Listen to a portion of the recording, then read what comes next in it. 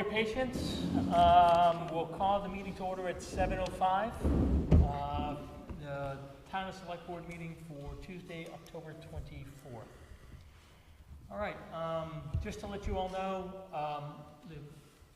per Hobie and Mike's work, we've updated the sound system, so we're going to request if anybody's in the audience to speak, use the microphone. Be happy to hand it out as need be. So it doesn't roll off and I break it on the first night, right? All right, first up we have is the Conservation Committee to talk about the budget. Evening, David. Evening, gentlemen. Thank you. The conservation, after much deliberation, Mike knows about this, we've decided to continue the budget same as last year. Excellent. Without any changes. There have been changes, but some went up, some went down. Therefore, we're in a good position to go with what we have in last year. Okay. So, Any questions? Correct me if I'm wrong, most of the money is for basically the conservation fees for maintaining the properties, monitoring and everything else. yeah. And Yes, nothing else you guys expect in terms of requirements? no. You guys are fairly easy. Any other questions for David No, regarding I'm good. conservation? No. Okay. great. David, thank you very much. Thanks, Appreciate Dave. it. You're welcome. All right. Next up, David Partikian. David, there you are. So we received correspondence from David regarding some concerns about sandwich boards in town, specifically at the community church and at Squamscott Beverage. His concern was that these sandwich boards that they had out there were in violation, or especially if they were in violation of town ordinances. I can say that based on this, we went back to review this and review the requirements under the town ordinances for temporary signage, which I thought I had it marked. Here we go. It's under 46111. It is the ordinance regarding commercial temporary signage.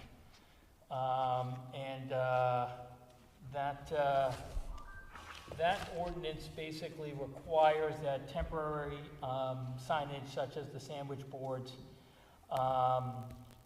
periodically removed within 30 days. They're required to go on the property owner's property, not on the road, in the road right-of-way, but actually on their property. They're not allowed to be attached to fences or utility poles or the like. And they can't impair or obstruct traffic or be determined to be a safety hazard. So based on this, I can say I went out and first of all looked up where the property boundaries were for those two properties. For the church, the property boundary was 25 feet off of the center line of the road. It was for the Squamscott, I believe it was 20 feet from the center line for the Squamscott.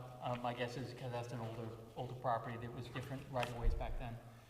So I also went out and measured where the signboards were for those two locations.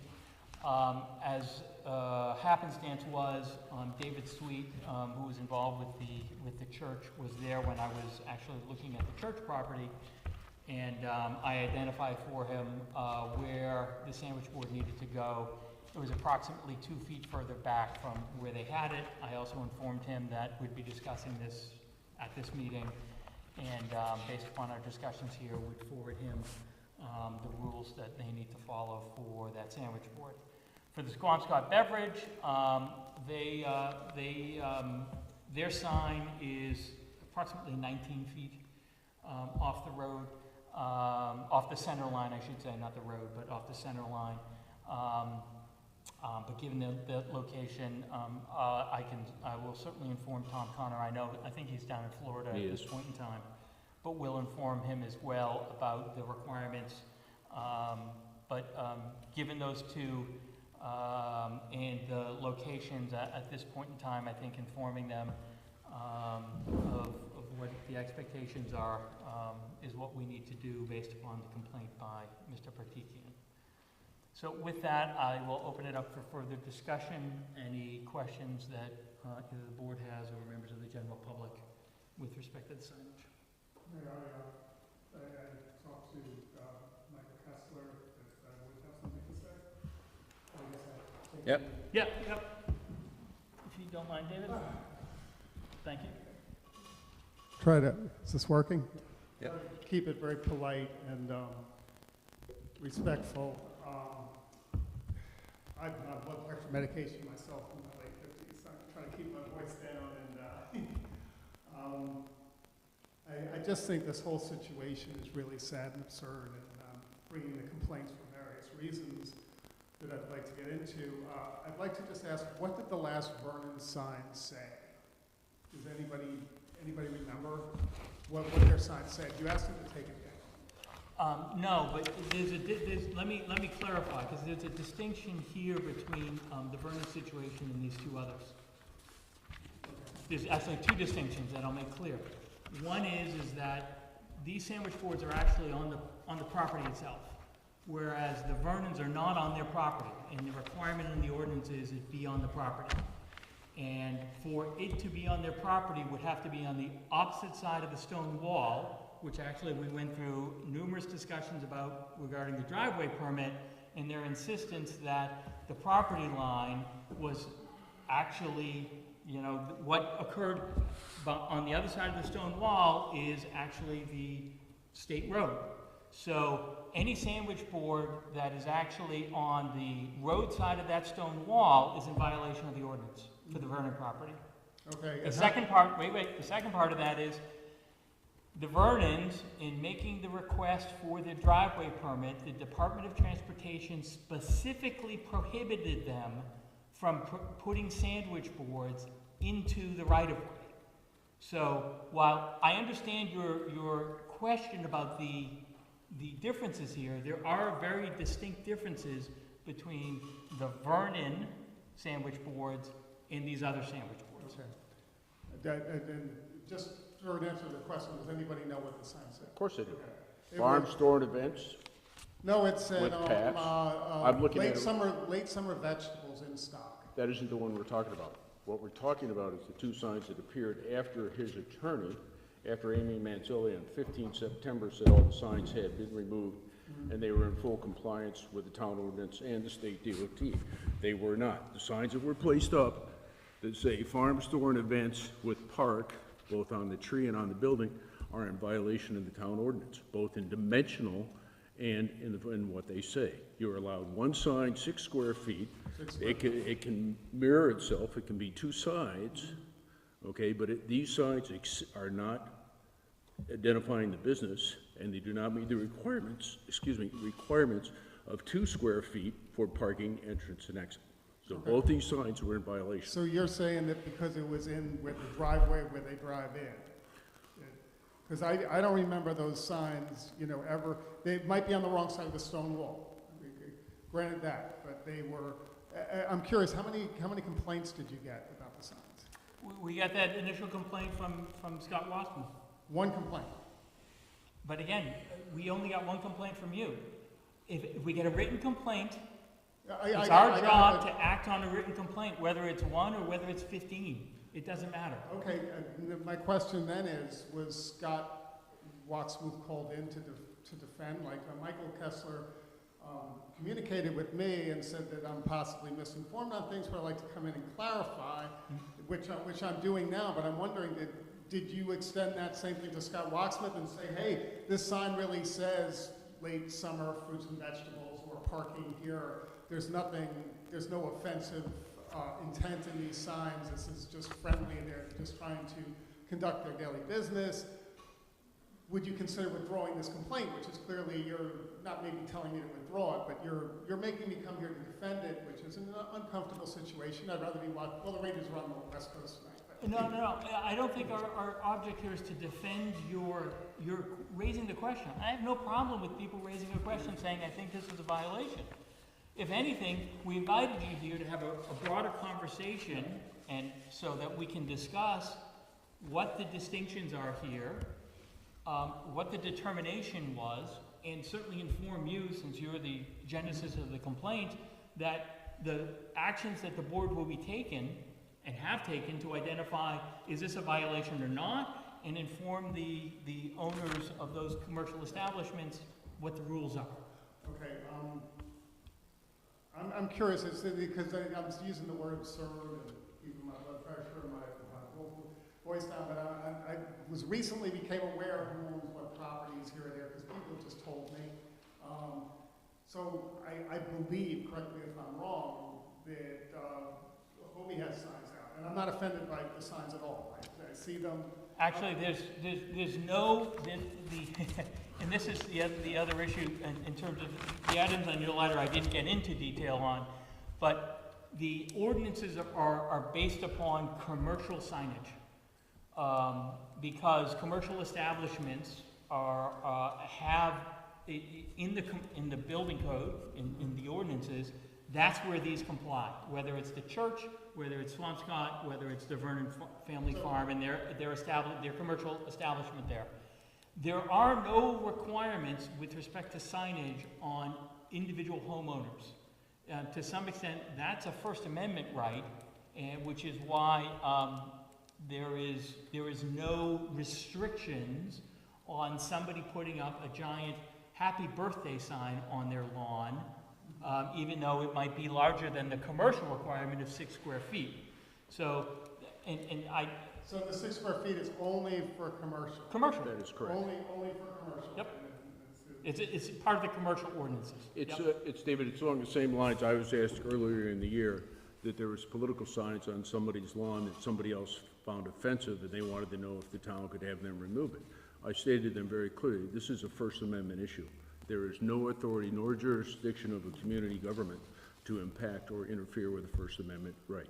And that applies to political signs. So that totally separates that aspect of the issue. I mean, I figured that, and I was going to Yeah. have some questions with Sure. that, because I bike through, I bike all over the New Hampshire seacoast, a couple hundred miles a week, and I have noticed that this town has really kept the signs clean, comparatively. Because there are signs that endorse violence on women, that have pictures of an ex-president pissing on the ex-speaker of the House, and, you know, that flies in Brentwood and everything. It hasn't flown here, and kudos to everybody for that. That's the citizenry's decision. Obviously, Yeah. we can't influence that.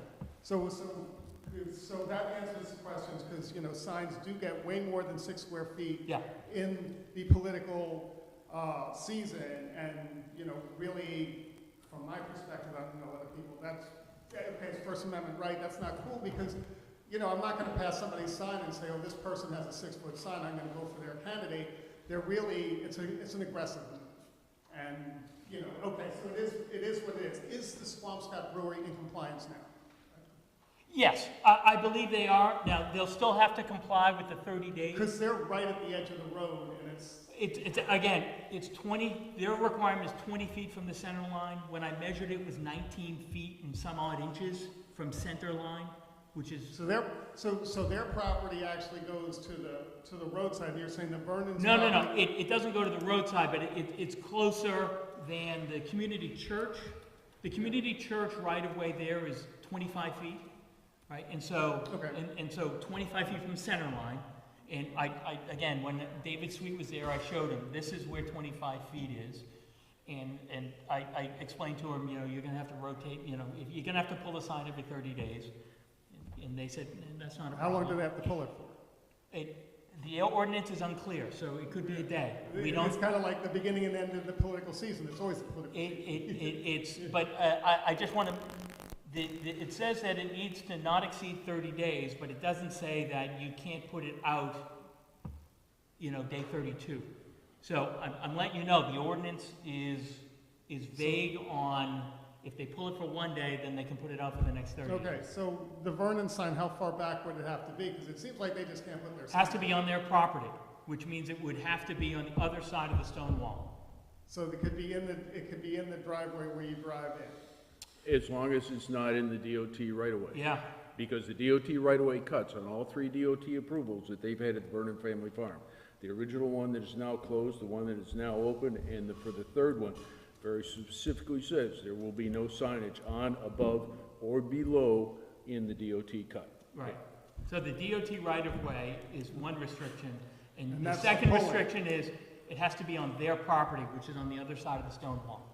Now, we received photographs showing numerous signs, and one of them inside said parking. It was probably 25 feet inside the stone wall, said parking with an arrow to the right. And I responded to the person that sent the photograph and said, this is on private property, and this is well within their right to have that sign. That is not an issue, and it's not a violation of the town ordinance. And again, that's one person complaining. And it doesn't matter. It could be one person, it could be 50. We received the complaint, we have to address it. Okay. I kind of have a lot here, but I don't want to, that's what I'm getting at. You understand that there's a perception of a double standard in this town here. I understand what the perception is, but I hope you also understand that there are different circumstances with all of this, and we as a board have looked into the circumstances for each of those. We've made a determination about what is in violation of the ordinance and what is not, and we'll continue to inform the people that, the Squamscott and the community church to make sure that they're aware of what the rules of the ordinances are. I mean, really, as I mentioned, I have nothing against the Squamscott Brewery. I drink their lime soda. I have certainly nothing against the community church. I'm just wondering why you all are making it so hard for the Vernons to operate. Hang on, you hit them with, there's a septic system that has to go in now that no one's gonna use. So it's just like an $80,000 cost. We all know it's an $80,000 cost that they just have to hit. And to hear the candidate's speech in January, this all has to do with safety. I don't see safety in having to install 2 bathrooms with the septic system. I see literally something that has to do literally and metaphorically with feces. Well, let's stop right there. Yeah. If you're gonna be talking about safety and the issues that I raised in January, the issues that I raised in January were specifically in reference to 2 separate building inspectors with 3.5 pages of violations in the structures that were imposed. None of the issues I raised had anything to do with septic system at that time. If you bring up the septic systems, those are requirements of the state. Those are not the requirements of the town. So you're talking apples and oranges here, so stay specific to the points that I raised in January. Well, you didn't raise any points in January. You said that you wanted them to you wanted Nicole to make $1 million, and that you would not compromise safety. If I remember correctly, I'd have to go back. I didn't speak and that is specifics. exactly correct. And then when I was called on it prior to the election, if you will go back and look at the documentation for saying, I put forth both the Larry Shaw issues that he raised, 9 issues that he raised, which are serious safety and construction issues, and then the secondary safety inspection report from the second building inspector raised 2.5 pages of serious safety violations in construction. And I will stand by that position, and I will reference those pages until those issues are corrected. Look, Okay. let me just say this. If we want to go down this discussion about the Vernon Farm, I'll be more than happy to put it on the agenda for another day. Okay. But I don't want to go down that rabbit hole tonight. There is other business here. We can have that discussion at some other time. Let me just say that I'm not here to advocate for the Vernons in any way. That's fine. That Jeremiah's a friend of mine, Nicole's a friend of mine. They've hired me now and again, but I don't know anything about the very specifics of the building code and everything. I certainly know about it as somebody who works there, and I see it from a daily person. I see it from a mariner who's had to jump through hoops and pass inspections for 30 years on a ship. And, to me, there's a difference to say, oh, your gyro compass isn't working, and you need to have reciprocity in your system, so it's not working, so you can't sail, compared to, well, one of your heads doesn't flush, and they'll still let you sail. But again, understand that I think, and I will, I'm more than happy to go on record to say, I think this board has objectively evaluated whether people are in compliance with the rules of the town or not, and have worked with parties to address those issues. And if they raise them with the board, we will do our job to address them. I think that we have consistently done that throughout the years, and we require anybody, whether it's a neighbor of ours, whether it's somebody who operates a business on 108, or whether somebody is operating a business down 87. They have to comply with the town ordinances, they have to comply with the state statutes. That is our expectation, and those are the issues that we address.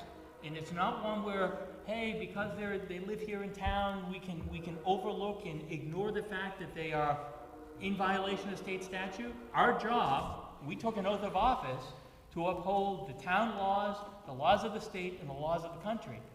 That's our job, and that's what we're doing. Okay, commendable there, but I still, you know, I'm addressing the perception of double standard here, because hold on, hang on, I'm just, very politely, you drive by the Squamsat sign every day. I drive by the Squamsat sign every day. It turns out that it is out of regulation.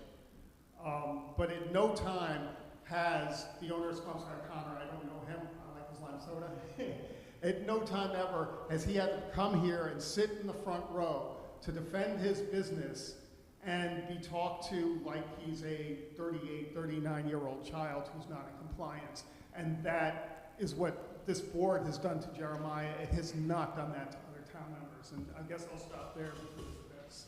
Great. Thank you, David. I appreciate it. Thank you very much. Yeah. Yeah, so kind of connecting to what, my name is Allison Freeman, how do you decide to go about enforcing compliance?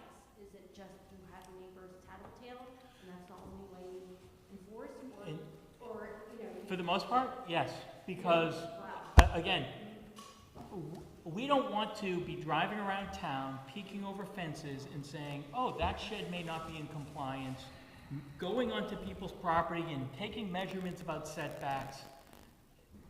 It's not what we are going to do. I get that, but when you see things visually, you know, it's just like, if you're making a statement about one person's house, and then you drive that by all these other businesses that aren't in compliance, it can become bullying. It can become that, and that's what I think. But again, we're not imposing our personal belief on whether somebody is in violation or not. If somebody raises the issue with us, we will then look at the issue objectively, look at it in the context of the ordinances, the state laws, and make a determination about whether there's a problem or not. We are not going to go run around town. That's not our job. I hear what you're saying, but what I am seeing, the effects of what this town has been doing to one farm has been bullying. And they are using the law. Look, I don't want to run down this rabbit hole, but let me say this. There is no question, and we went through, there was a long process at the planning board about the, trying to get the Verdens to comply with both town ordinances and state ordinances. There's still problems outstanding, as you've pointed out. They're still not in compliance. So it is not a question of them being targeted. It is a question of, were they in compliance with numerous town ordinances and several state statutes? And that has been the issue. Now, whether people in town want us to ignore it because they like the Vernons or not, that's fine, but it doesn't absolve us of our responsibility, or the planning board's responsibility, or the conservation's commission's responsibility to require people to comply with the law. And that's what we're talking about here. That's what we're talking about in this instance. And That's our job. And that's why I asked you to come in, David. I mean, you know, reading your emails, you know, you talked about us being an old boys network, and, you know, I just didn't think you had a good understanding of what we were actually doing here in making sure everybody was in compliance with the law. And that's why we asked you to come in tonight. That's why I asked you to come in tonight, specifically just to make sure we had all our facts out on the table as we're talking Yeah, about these things. and again, I haven't asked Jeremiah specifics on this because I'm not advocating for him. Sure. I'm advocating as somebody who might want to open up a rare bookstore in the barn on our property, and am I expecting the same thing? Because, I mean, as far as I know, that pavilion structure that I worked at as a bartender, you know, fair disclosure, was in compliance the first year. It was, you got noise complaints and then you went looking for things, and That's not exactly right, but again, we're not gonna run down that. Okay, It I is, understand that is that. not what I would say, an accurate description of that facility and the numerous discussions that took place at the planning board about that issue. Again, we're not gonna run down that here again tonight. Okay, I'm ready to put this aside. I would like to make one more comment because I was not able to attend the last meeting where I believe I registered a complaint back against that neighbor. And I would like to give a little background on that really quickly because it's again getting into this perceived double standard, and I don't want to get into the burns too much, except this is on a personal level. That person, Scott, walks smooth. And the lights I complain about, I do happen to believe that there's something off safety-wise with that, and I'm looking at the ordinance for the signage, and it's specifically talking about glare. Is everybody aware where those lights shine?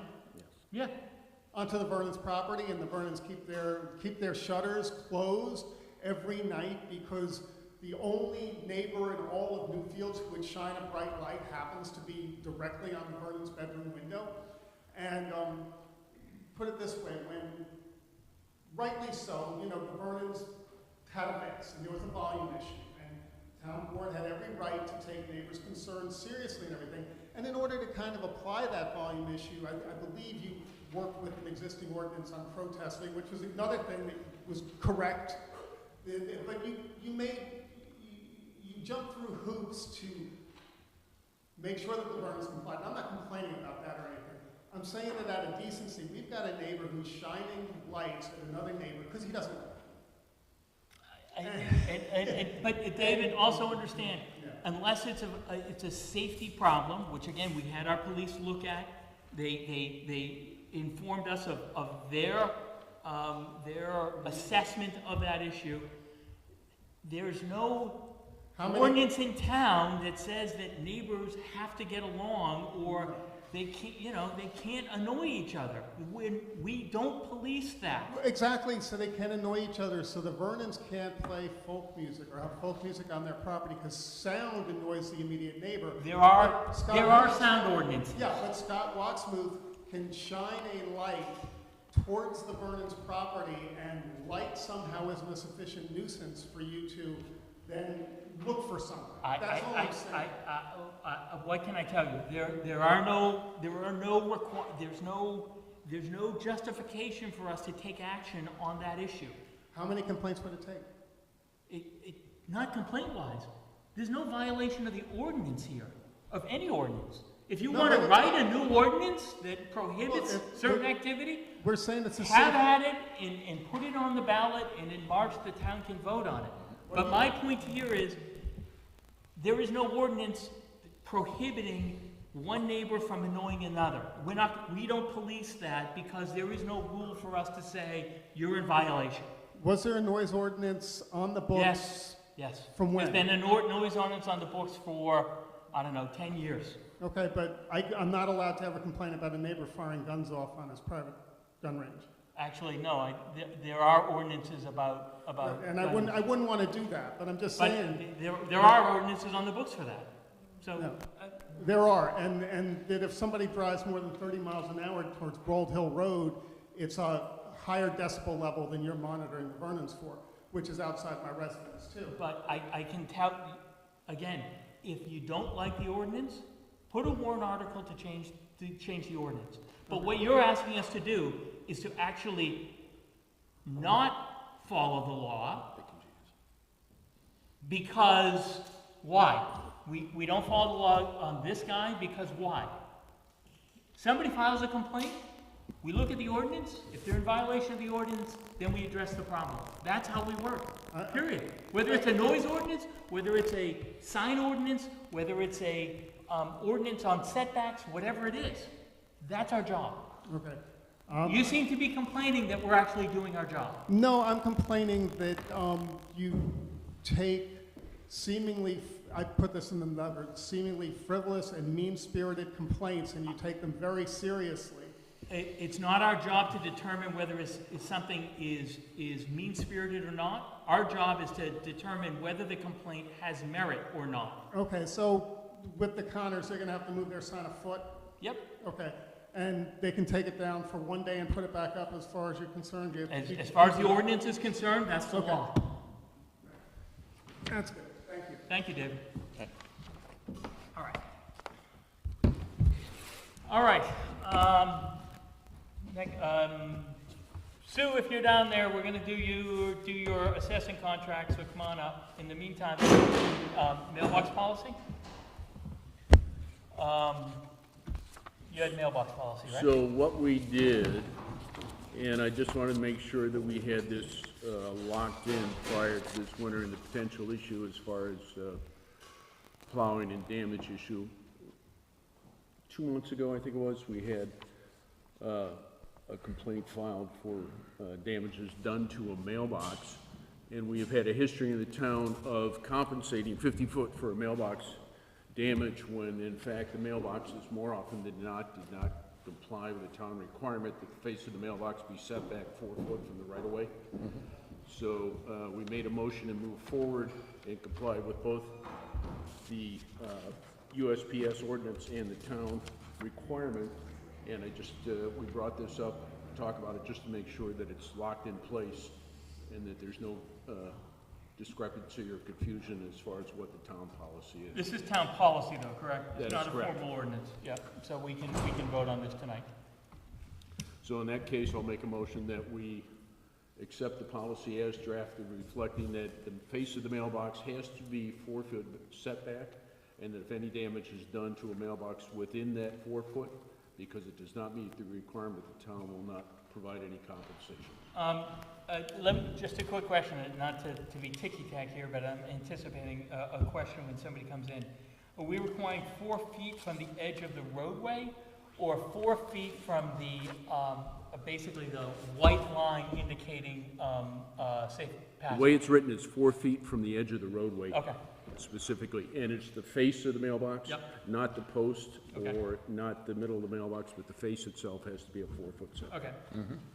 So do you want a motion on that? Is that how you want to? Yeah, it would be a formal policy. And then I will, in that case, I will make a motion to accept the town of Newfield's mailbox requirement as written. Do I have a Second? second? Second? All in favor? Aye. Aye, great, thank you. Sue? Yeah, Thanks for coming up. Assessing contract. We haven't received the contract yet, but the assessor has asked if we would like to have a 5-year contract with him. We've previously done 3-year, correct? No, it's a Annual? yearly contract. Oh, it was annual. And every year we send that contract into the Department of Revenue to have it reviewed. So really, the only benefit would be that we would be sending it in yearly. He'd be locked in for 5 years, and it would be a one-time deal for the next 5 years. So asking that question. Okay. um, When's the last time we put that out to bid? It's been a few years. I don't have a problem if we put this out to, probably is about time for us to put it out to bid. And I certainly would look favorably on a 5-year contract if the fees make sense. And maybe that's, an incentive for, and we put that in the RFP, Okay. that we're looking for anything from a 1-year to a 5-year contract proposal as part of this. Okay. I certainly wouldn't look askance at, 5-year, and to be honest, 5-year contract, and then we put it back out for RFP probably makes the most sense to basically keep people honest and on their toes. Right. Would, And are you supporting that, Michael, for a financial reason?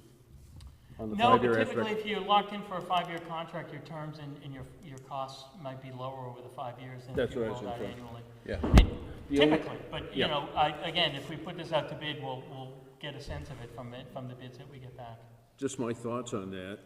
I still have a burr in my saddle in regards to for sale list and the fact that our Oh, tax, hang on, Michael.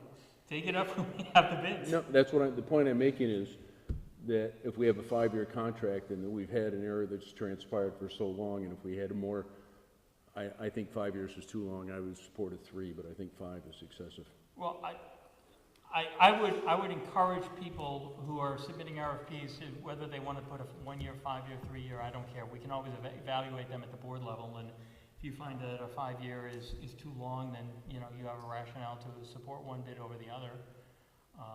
I would encourage a variety of bids that way.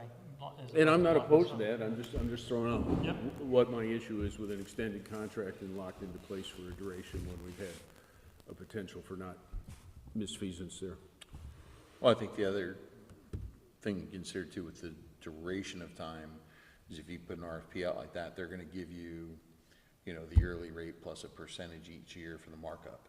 And I don't know how many people would be comfortable going out 5 years, you know, not knowing what the economy's gonna do.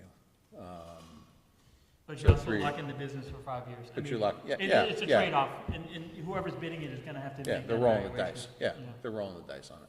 So do you think the RFP should have a set amount of? No, I think that we should encourage the bidders to provide anything between a 1 year to 5-year contract that we'll consider. It's up to their option, and I certainly don't have a problem if they want to do multiple bids, a 1-year contract or a 5-year contract. I don't have a problem with that either. I think the more options that we have in front of us, the better off we are.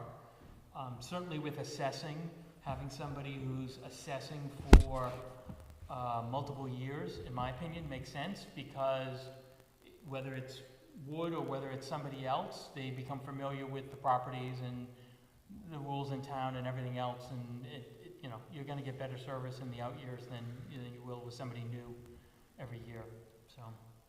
So have there been any services with the assessors that we have not been completely happy with, that we want to make sure gets put into the RFP this time, to make sure it's addressed? Well, I think, to Hobie's point, I think the only, you know, the biggest issue was missing the Chrysalis change in whether it was a buildable lot or not. Mhm. I think that's probably the most glaring one. You'd know better than I.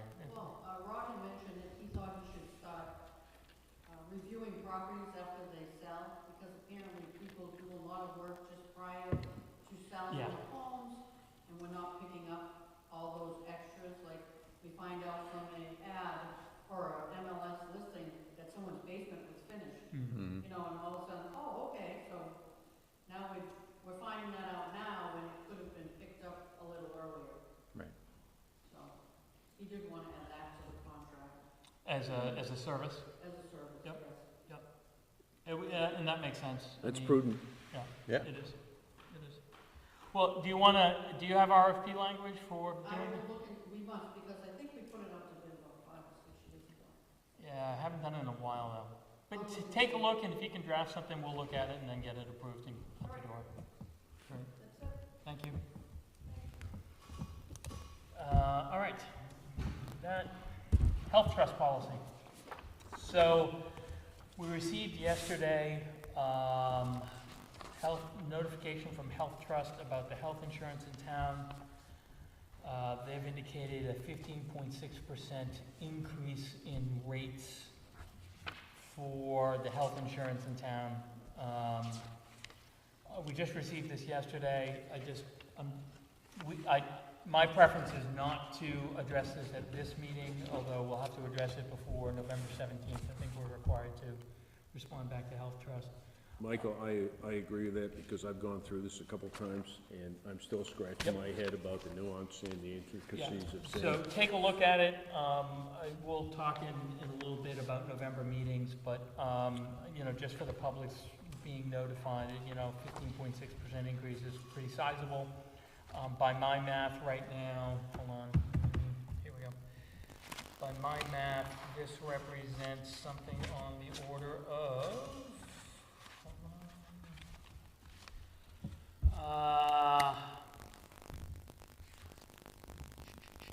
an increase of 21,000, nope, sorry, that's wrong. An increase of $17,500 for the year versus the current premiums we're paying, something on that order. And that's just for the medical side. That's just That for the isn't insurance. reflected in Yeah, it. it's the health insurance, that's Yeah. what we're talking about here. So it's something on the order of 17,500 if we maintain exactly what we have now. So we're gonna have to look long and hard at this. That's a pretty big increase on our budget. So anyways, everyone's notified. We'll address this probably at the next meeting. And I certainly will talk to Chief and to Sue and the other people on health insurance about, maybe there's some options for us to consider. All right, town hall rental. We have a town hall rental request from Erica Cardinal for a birthday party for November 18th. Any questions about this? I'm good. I'm perfectly good with that. Mike? Good. I'll make a motion to accept the town hall rental request by Erica Cardinal. Second by Hobie, all in favor? Aye. Aye. Today's the 24th. Yes, sir. Thank you. Go. All right. So, we received the documentation for the 2 state loans from the Water Pollution Control Revolving Fund Program.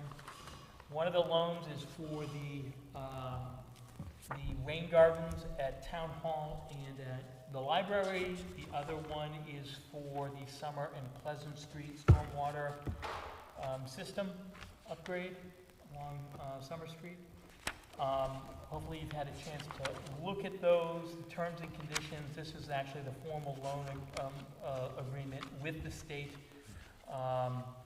It basically runs through the projects themselves, as well as the, hopefully you looked at, if we spend this money the way that we're supposed to spend it, the principal will be forgiven on the loans. I fully expect that won't be a problem. But in addition, there are federal requirements under these loans for certain signage requirements, wage requirements, Buy America requirements, et cetera, that are typical for loans coming from the state. So with that, I'll open up any questions or comments that you may have about the loan agreements, and we'll take a vote on whether to sign them or not. Any questions, No, I'm good. comments? No? It's pretty straightforward as what we've been discussing for the past, 8 Yeah, months? I mean, there's no 8 months difference to a here. This year. is just a formal documentation. This is where we actually sign on the dotted line, so. So recently, I know there were some new requirements for Buy American. Like every job I'm working right now, we've had to get a waiver of some sort, because the requirements were not 100% clear. I mean, are we looking at a different Buy American requirement for this? No, You guys know? it basically, and as it mentioned, it's on the Exhibit C, second page, Build America, Buy America, which basically, for us, the biggest requirement here is that all iron and steel manufactured projects and construction materials that are be produced in the U.S., unless we've obtained a waiver. I don't see how we're gonna get a waiver for that anyways. But it's gonna be basically for mainly the steel pipe for the Pleasant Street, Summer Street one that's gonna be the biggest factor there.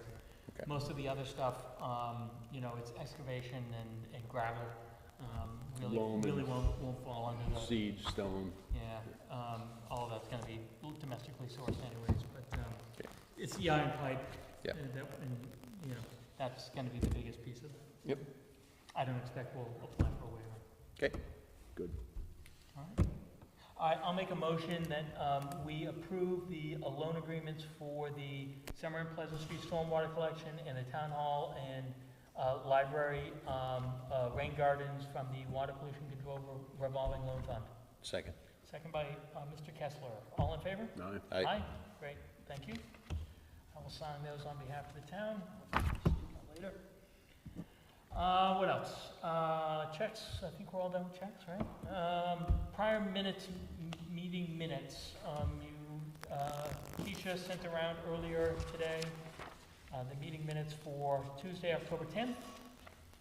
Hopefully you've had a chance to look at those. Let me know if there's any questions, edits, comments. No. Hearing none, then I will make a motion to accept the minutes for Tuesday, October 10th, 2023, as written. Second. Second by Mike. All in favor? Aye? Aye. All right.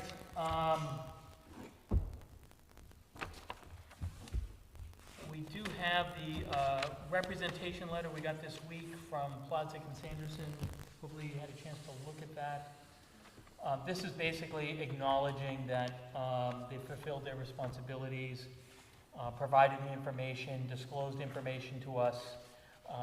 You know, it is basically our acknowledgement that they did what they said they were going to do in terms of the audit. Any questions about that? No. Okay, I'll sign that on, I'll make a motion to sign that letter on behalf of the town. Second.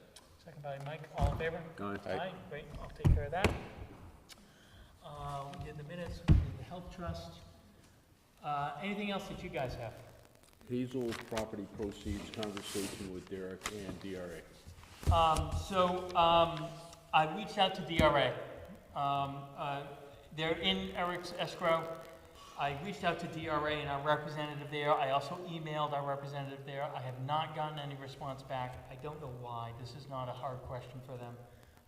I'll do some follow-up this week, but thank you for mentioning that. I contacted them after our last meeting and still have not gotten a response, so I'll try to get that. On that point, the Loosmans are looking to come in, just be aware, come in next meeting and talk about For it. an abatement? Yeah, Okay. of dealing with the property tax, so Because we'll that was talk, my next question. talk about that next meeting. They weren't able to attend this meeting. So, we'll, talk about that. And then, what else? Schedule? Yeah, November meeting. So, I'm gonna throw out, that we look at actually 3 meetings in November, mainly because of budget issues.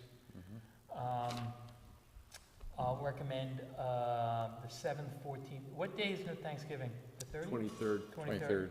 Okay, so I'm gonna recommend the 7th, the 14th, and the 28th. I know you guys have travel schedules, and I apologize if they conflict, but we're gonna have to get the departments in here, to start at least providing us with the budget information, so. Can I raise you one? Yeah, 7, 21, and 28? I don't have a problem with that if you don't. I'll be here. Okay, great, 7, 21, and 28. Hopefully I'm pretty sure Celebration will be able to come in on the 7th, and I'll reach out to the library, see if they can't get them in on the 7th as well. When are you looking at, Brian? I would assume 21 and 28. Okay. Are you gonna be able to do one of those two? Great, and I'll talk to Chief on, about 21 and 28, and then maybe we can get Jeff in next week, the 7th as well. Emergency management usually goes pretty quick. So if we can start knocking these off, then I think we'll be in better shape for real discussions come December. Because I think Brian's going to be a long and Yeah. detailed No, event. Brian will be long, Chief will be long. Fire, probably not as long as the last 2 years, but, you know, it's gonna be longer. Library's usually pretty good, we probably can knock that off in about half an hour or so. You know, some of the other ones, emergency management, library, emergency management, celebration usually Celebration, is yeah. pretty quick. So hopefully we can get those knocked off pretty quick. Just note that, you know, 21 and 28, we may want to start to open up and have discussions about some of this. Oh, and then Sue will probably be towards the 21 and 28 as well for both elections and admin. You know, there's going to be issues about elections and the new voting machines, although we'll probably be able to push that off till 2020. We may have to put in the 2024 budget it's an open question. We'll talk about that with her. So, and then just add more stuff to this. We're gonna have to start talking about the warrant articles, fire truck, Hilton House, and rug property, and what we're gonna be looking at for those as well, in the context of the budget. So, Okay. just November's gonna be jam-packed. I'm just giving everybody warning. All right. We got an email today on LED lighting? Yes, so the town did replace all of our streetlights with LEDs years ago, and actually it's saved us a lot of money since then, and continues to do so. And so, for the most part, there's not a whole lot to do there, as our streetlights were replaced. If what they're talking about is the interior lighting, That's I mean, what they're showing. I thought that was from, were they talking about interior lighting, or? Because we don't have responsibility for the school, the only building it would really be this building. Yeah, streets, buildings, and schools, that's what they're promoting. Yeah, the streets are all done. Yep. And that's already been done. Okay. I don't know if either of you want to follow up. I'm more than happy to follow up and let them know. There's no street lighting here, and my guess is this is more of a street lighting thing because it's more dollars for them than replacing what are basically a handful of lights in here. I will follow up with them. All right, great. Yep. I'll leave that in your hands. You can have a conversation with Affinity. All right. I do have a meeting coming up on the 2nd of November? November with the school board Oh, in regards to the access issue. I think, Wayne, you're going to that also? And trying to, I had the 2nd at 1800. With the primary issue being addressed in the steps and the crosswalk, and it's kind of morphed into a whole new setup. And in my discussions last week or the week before with Chris, Chris Andruski? yes, my concern was if this gigantic project does not pass the warrant issue with the school, how do we address the sidewalk and the crosswalk issue? So that's where that is going, and that's what the focus will be. As far as any commitment from us on the select board, basically the only obligation we'll have is additional plowing. Other than that, there's no financial cost for us. Okay. So they're having just a general discussion? Are they actually voting on it? No, they gave the money for the engineering study. They came up with 2 options. There's a general consensus on one of the plans as quote-unquote being better than the other plan. Did they publicly release those options? I don't know whether, I think they're still within the bailiwick of the board. Okay. And then this next board meeting, they will be voting on moving to the 2nd phase of the engineering study. Okay. And coming up with a projected cost. Just when you're there, just let them know, the sooner that we see, again, the impact to the municipal side of the town may be minimal, but the sooner that we see that, the better off we're gonna be, and it's certainly when it comes down to if there are issues about cost, or there's certain things that need to be done by the town, even if it's, reaching out to the state about the crosswalk, the Which better is- off we're gonna be about being able to address it. And in they time. have been actively engaging the state, and the state has been an active participant since the first meeting in regards to what the state options are and what they can do to facilitate the process. All right. But I will keep that in mind. Yeah, I'll yeah. continue to press the priority of the safety aspect. All right. Anything else? No? Anything from the audience? Questions, issues you want to raise? You guys just here to view? Love it. I love that. Thank you for You have coming out. made Michael's night tonight. all of you for I showing up. love when people show up. You know why they're here, Michael? Because they heard it on the new sound audio system. Oh, really? That's right, that's right. Thank you for coming in. Really appreciate that. Thank you for everybody who come out to these meetings in person. I think it makes it much better. Can I just make a quick announcement? Of course. So for everybody out there, on Saturday, November 11th at 9 a.m., right here at Town Hall, we're requesting that all the veterans in town come down for a photo shoot The celebration committee is gonna be, putting together a program for the 175th next year. So we're requesting that anybody who's part of a town committee, or anybody who's part of the police department, fire department, or veterans, please come down 9 a.m. Saturday morning, November 11th, that's Veterans Day. We'll have coffee and donuts here and make sure everybody gets into the program. Perfect. That's it. Great, thank you, Mike. Thanks. All right, I will make a motion to adjourn this meeting at 7:59. Second? All in favor? Aye. Aye. Great, thank you very much, appreciate it. All right.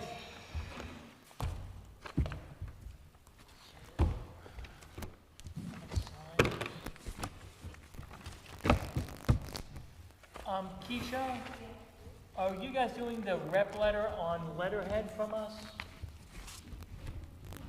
The Plodzik and Sanderson representative letter? We'll probably want to put that on letterhead. Yeah, no worries, no worries. And again, I can do it whenever, and then I'll sign these right now. Perfect, thank you.